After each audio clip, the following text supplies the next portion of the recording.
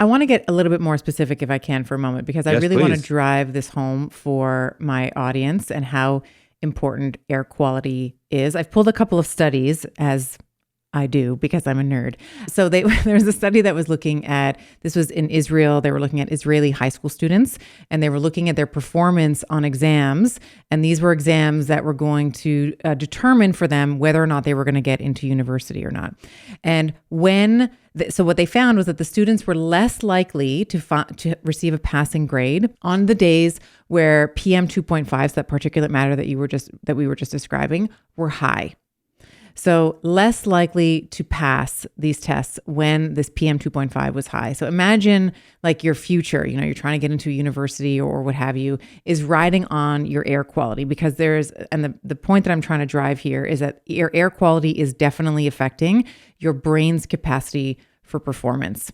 I have another one, and I am not into baseball, but I wanted to just highlight I this love one. baseball's a good sport for relevant analogies though. So let's see what you got. Okay, so they were looking at umpires and their ability to make their calls, so the accuracy of their calls in the game relative to air quality. So when carbon monoxide and PM 2.5 were high, statistically significantly increased the likelihood of the umps making incorrect calls. So I don't care a lot about baseball, but I'm sure that there are lots of people, if you are in the bottom of the ninth, I hope there's 9 innings in baseball. If you're at the bottom of the ninth, like those calls really matter. And what was more interesting about that is that the CO and the PM 2.5 were, when they were looking at the analysis of these umpires and their calls, still well below what the Environmental Protection Agency considers safe. That is the last point was good. I'm glad you got that in there. Yeah. So I Okay. can weave that into what my thoughts are. So a couple other, just to build on the studies, the same types of studies have been done for world-class grandmaster chess players Mm. and the quality of their moves to play like a game theory optimal game, as well as lots of test scores types of studies have been done, but also absenteeism and productivity in the corporate environment. So some companies have caught on and they are now investing in much healthier buildings because they realized, whoa, if you have 50,000 employees or 200 employees, improving your absenteeism and your productivity by 4% times hundreds of people times many years has a big impact even on the bottom line, which is great because this is the kind of stuff we need to get more research and more studying done. If it's not financially motivated, it's hard to learn because who's going to pay the money to figure it out? So a big reason I even got into becoming myself an air quality nerd was when I used to do floods, fires, mold, and restoration. And then we would test the air quality after a home to say, hey, family, you're safe as home for reentry. And when we would do mold removal, kitchen leak or bathroom or a flood, when we would clear the home and we get a passing score, I'd be like, that's a pass? That's not even that good. Or when we would clean a home and we would have it excellent, I would then go and do a test in a regular home. I'm like, whoa, they're closer to the home that had the flood than the recently detoxed home. And that was a big deal because it kind of, the same way that traditional MDs and Western doctors aren't at all trained on nutrition, builders, developers, HVAC contractors, architects aren't taught about air quality or water quality or lighting. It's not part of their training. So to get where we need to go, it needs to be a top down and bottom up effort where homeowners and consumers don't tolerate that. And with their awareness, they're not going to buy subdivision homes anymore that aren't well thought out.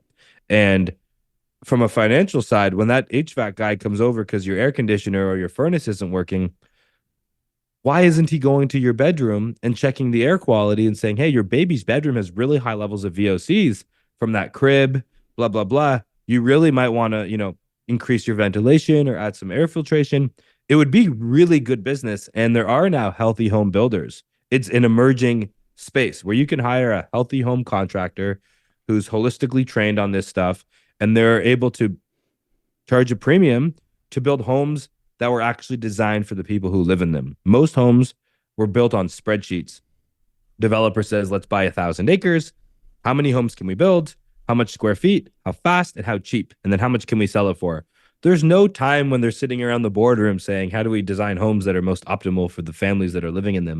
And when you buy a home, you get a home inspection done. You pay your $500, $600. They come out for 4 or 5 hours.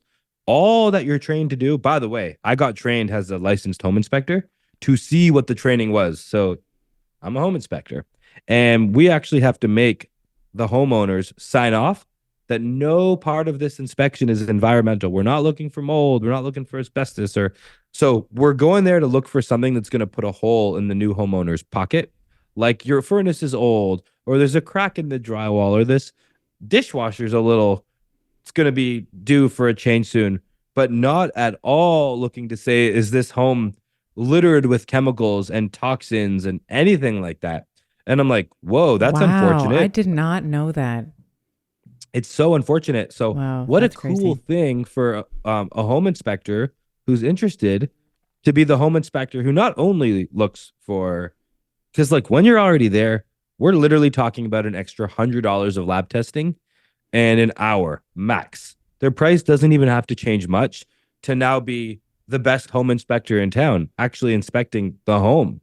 So a lot of this stuff, it's just like that's why the education here is so important because it needs to just be top down and bottom up.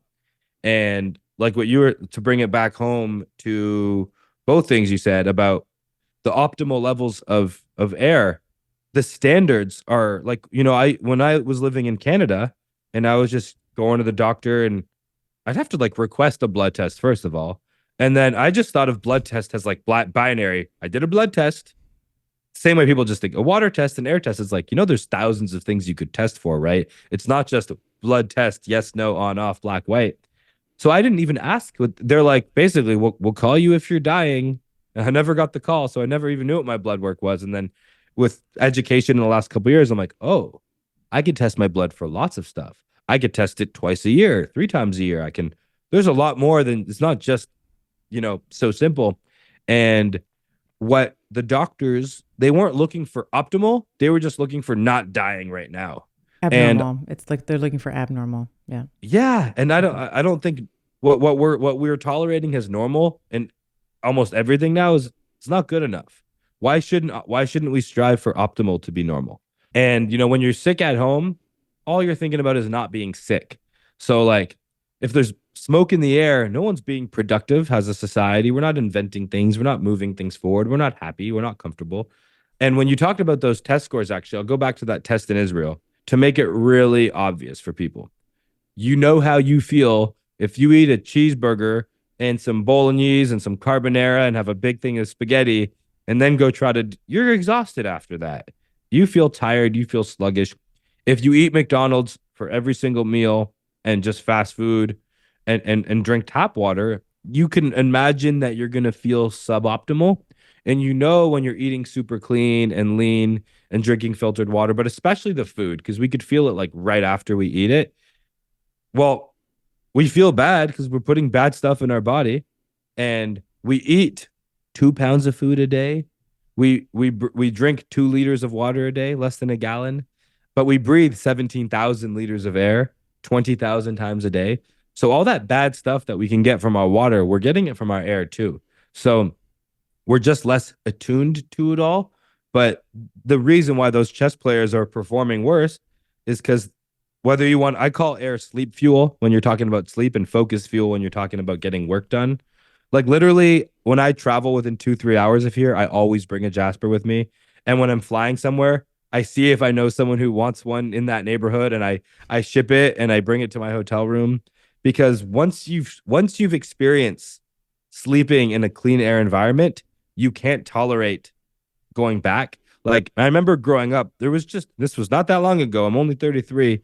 There was there was only tap water. I never even thought about water quality. So when I'd go to a restaurant, I would just get water. It was probably only when I went to Europe when I was 19 that they only had like the bottled water for me. But when I started to drink filtered water, then I'd go to a restaurant like, ooh, this water kind of tastes like Kind of chemical soup. smells. Yeah, it kind of Yeah. smells.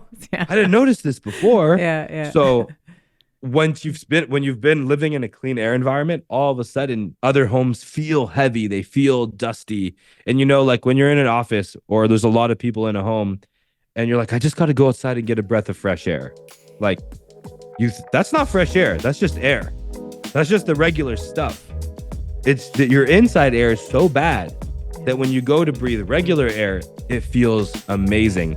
It's just easier to breathe. The breathe easy is like a real thing. And the cleaner the air, the easier you can breathe, the more effortlessly you can breathe.